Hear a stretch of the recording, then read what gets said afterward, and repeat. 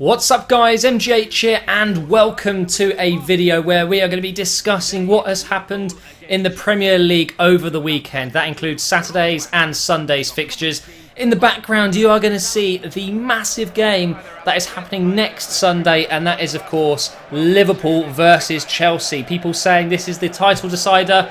I disagree. I think it's already done. I think Liverpool are going to be champions of the Premier League. And I can't believe I'm saying that because, you know, part of me knows that obviously they have performed incredibly. Towards the end of the season, they're on, what, an 11-game winning streak. That is absolutely fantastic. Very hard indeed to pull off.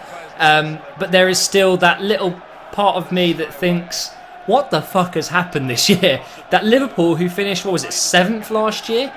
They're going to win. Like, what? My mind is blowing up by the thought of that. But you know what? Fair play. Liverpool have been fantastic. And I've said if Arsenal can't win it, I hope Liverpool do. So I'm happy about that. And most of all, guys, are you happy about it? I want to see some comments, not just from Liverpool fans, obviously, but other team supporters. Are you happy with Liverpool winning the league over, you know, City, Chelsea, Arsenal, Tottenham, Everton, all those teams?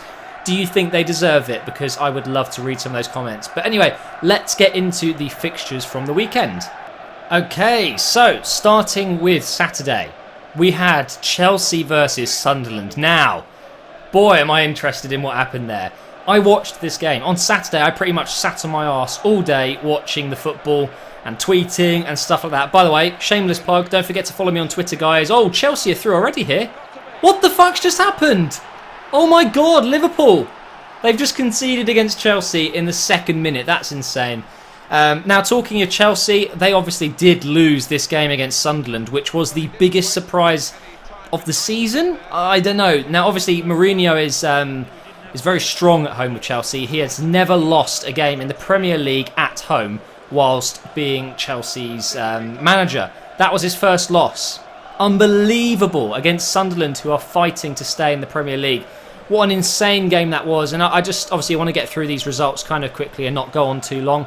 But for me, Sunderland deserved it fully. I thought they really fought. They had really good fighting spirit. That's what Arsene Wenger would say. And although Chelsea had a lot of chances, maybe they just weren't good enough on the day. I don't know. Personally, I would have obviously liked to see Sunderland win that game anyway, just because, well, it's Sunderland versus Chelsea, and Chelsea are in the top 4, and you know, it gives Arsenal a chance, just that little bit more of a chance, which I think is very slim anyway, of catching them. But either way, Sunderland won that game 2-1, and it was incredible. Moving on to the next one, we have one of the most informed teams in the Premier League, Crystal Palace. They were playing at West Ham, and they came away with a 1-0 win. My thoughts on that game were Crystal Palace, as usual, over the last 5 games, they've won every single match. Tony Pulis has done an amazing job. And should he be manager of the season? This is another thing I want to discuss in the comments with you guys. Do you think Tony Pulis has, you know, done enough this year to win manager of the season? I think if Liverpool do win the Premier League, which I think they will, I think Brendan Rodgers arguably has done the best this season. Taking Liverpool from 7th to 1st, you know, is an incredible achievement. And Liverpool are guaranteed Champions League football. So he's achieved what he wanted. That's what Liverpool wanted this season. And he's potentially going to win the title with them, which is crazy. So Crystal Palace, I think they'll do amazingly throughout the last few games. And they will easily stay up. I think it's pretty much guaranteed they stay up now anyway. And other teams have got to do a lot to catch up. Now on to one of the worst teams in form at the moment. And that is Newcastle, who had Swansea at home and lost 2-1, which was not a good result, seeing as that means it's a new record for Newcastle. They have lost 5 on the bounce for the first time in their history, and that is embarrassing. It's not good enough, and I'm sure there's many Newcastle fans who are just sick to death of it. I would be too. Alan Pardew, is he the right man for the job? Who knows? I personally think he's had his time. Maybe they should look at replacing him in the summer. Whose idea was it anyway to sign him up for, what, 6 million years or whatever it is? It's just absolutely stupid. And I don't think he will be there in the summer personally. A lot of rumours are that Crystal Palace and Newcastle will swap managers. Apparently Tony Pulis might be going to Newcastle and Alan Pardew will go to Crystal Palace. Whether or not that's true, I very much doubt it. I think Tony Pulis, you know, if he does keep Crystal Palace up, which I think he will stay on for the next season. But, you know, anything can happen in the Premier League. Managers get changed all the time. And look at that save from Mignolet. That was a beautiful save. Right, the next game we want to discuss is Cardiff versus Stoke. Cardiff, obviously, one of the bottom teams struggling to stay up. Stoke have been very good this season, and Mark Hughes seems to be doing a pretty decent job with them. However, it was a pretty boring game, and it ended up 1-1. Another save by Mignolet there. Cardiff, I don't think will stay up. I think that, unfortunately for them, they don't quite have enough to stay in the Premier League. But in a way, I think it's their own fault. I think that the chairman, I don't know, I can't remember his name. I do know it. It's just completely, I've lost it in my head. But he sacked his manager right at the beginning of the season almost. Marky Mackay, I can't ever remember names when I'm put on the spot. And I think if you do that to a manager that's done so well with the club, you deserve to have a torrid season. So I'm sorry, guys, but Cardiff fans, I'm sorry, but in a way, I think it was going to happen anyway because your chairman's an absolute dyke. So unfortunately for Cardiff, I think that could be game over. Although it's a good point. Stoke, doesn't really matter. They're kind of middle of the table. I believe Stoke are actually 10th, so they're right in the middle, and obviously they're going to be absolutely fine regardless of the results coming up. Next game, Aston Villa versus Southampton. Unfortunately, another boring game, and it was the only 0-0 of the weekend. Aston Villa, I don't know, it's a difficult one. They seem to go through phases. One point they're playing relatively well, they beat Chelsea, and then sometimes they're not playing well and they get absolutely thrashed. Like last season against Chelsea, was it 7-0 they lost at Stamford Bridge? It's a very odd thing, and against Southampton, 0-0 is quite respectable. Southampton are not an easy team to play, lots of pace, lots of good technical players like Lallana, and Southampton score goals. It's as simple as that. And Aston Villa have not done well at home, so for them, I think a 0-0 was actually a pretty decent result, and it's a well-earned point. And I think Villa will be okay. They're sitting in 15th on 35 points. However, if West Brom win, it does mean Aston Villa will go down to 16th, which is not good enough. And by the way, the bottom three at the moment are Sunderland. Oh my God, we've got another goal. No way. Chelsea, mate, destroying Liverpool.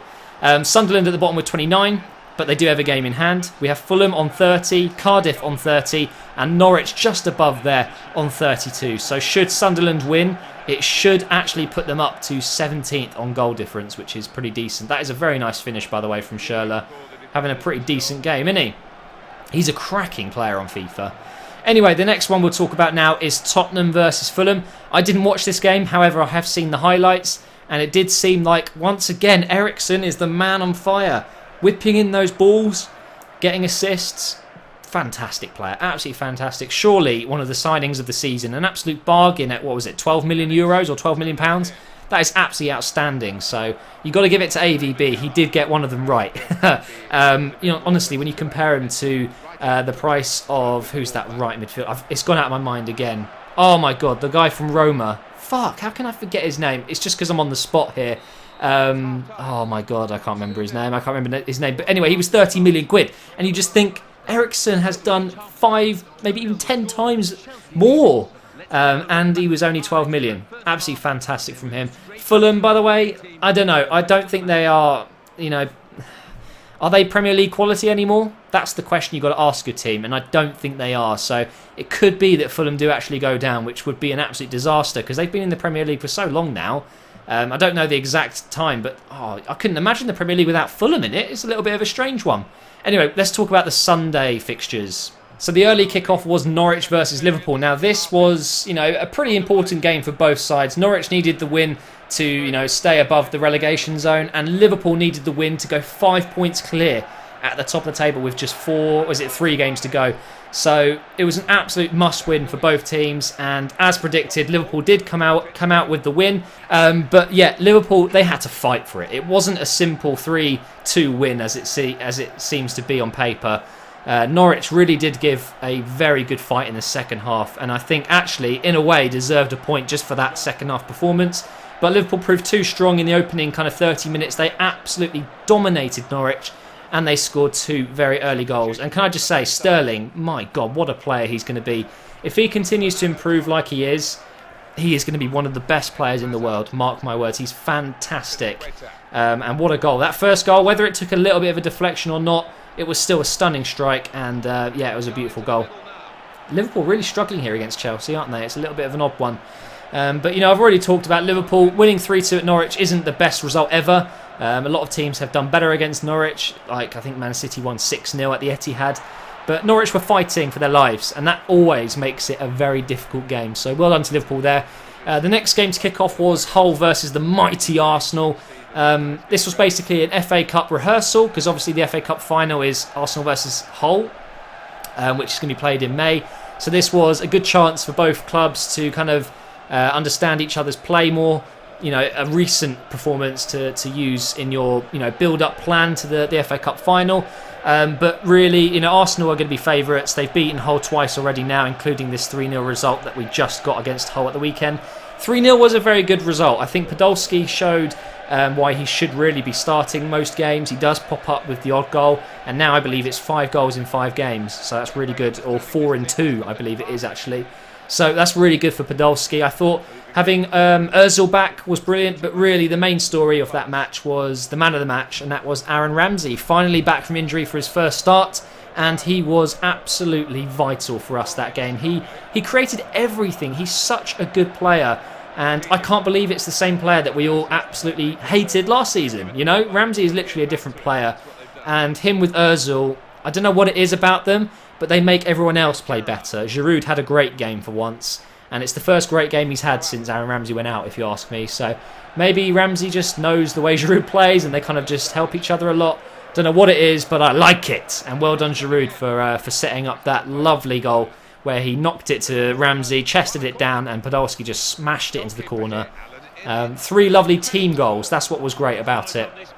The last game was a pretty bad one for one of the teams. Everton versus Man United, and Man United lost 2-0. This was the first time Moyes has stepped into Goodison Park since he left. Apparently he's not even gone there, out of football. He's always avoided it since he's left, because he doesn't really get the best reception from the fans. A lot of the Everton fans were booing him, which I thought, it's a little bit harsh, but I don't know. It's a difficult one. You can't really read too much into it. Some people think differently of managers, and maybe some of them don't like Moyes whatsoever. I think it was the way he tried to steal Fellaini and Baines, and But really, it was a fantastic performance from Everton. But more so, it was just a poor effort from Man United. They just look like an average mid-table team. They just don't look strong. They don't look any good. It's really weird to watch it. I was watching the match thinking, is this really Man United? Is that actually them playing? A little bit embarrassing, and now as I'm recording this, there are rumours of Moyes getting sacked in the next 12 hours, just flying around everywhere. I hope it's not true. I hope Moyes stays forever, personally, because I'm sure it's not just me. There's many millions of fans enjoying the reign of Moyes and seeing Manchester United struggle, because they've won everything for the last 20 years. It's kind of nice for a change to have a chance. But to be honest, I think Man United need to do something, and they need to do it now. And I think the only option really is to get rid of Moyes. He's not cut out for the job, and I don't think he will ever be able to cut it really. But there you go. That is the results all wrapped up. I hope you've enjoyed my opinions on them. Let's have a look at the table really quick. I will put up a picture if I remember. Liverpool are top by 5 points now with 80. Chelsea in second with 75. Man City with a poor run of form recently, including the loss against Liverpool.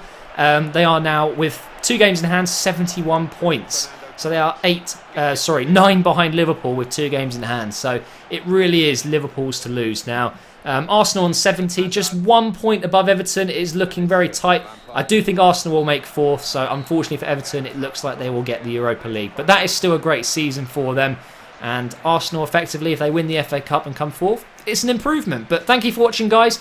Please do leave a like rating, and also if you do want to buy some coins, check out thegamekeys.co.uk in the description, and you can buy your coins there safely, and it is very reliable, and you get your coins within 3 seconds of purchasing, and you can get a massive 5% off using the discount code MGH. Thanks for watching, guys, and I'll see you tomorrow for another video.